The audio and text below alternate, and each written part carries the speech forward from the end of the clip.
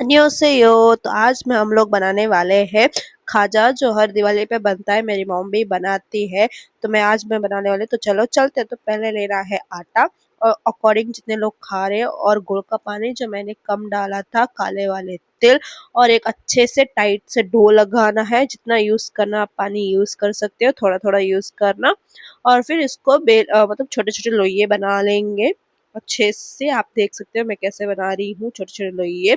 और फिर इसको बनाने के बाद बेलना है। जो मैंने बेलन यूज किया है वो दूसरा वाला बेलन है, जो हर गुजराती घर पे यूज करते हैं। वो वाला बेलन नहीं है, नॉर्मल बेलन है। तो इससे यूज करने के बाद मेरा जो भी था वो पूरा बिगड़ गया था। मुझे नहीं पता था, मेरा फर्स्ट टाइम था। तो ऐसे सुखाना पड़ता है इसको। और फिर मैंने इसको तले अच्छे से। तो आप देख सकते हो कि कैसे फूल गए, जो फूलने नहीं चाहिए थे। मेरा फर्स्ट वो भी ट्राई आउट फेल हो गया था। तो मैं नेक्स्ट टाइम अच्छे से बनाऊंगी। Bye bye.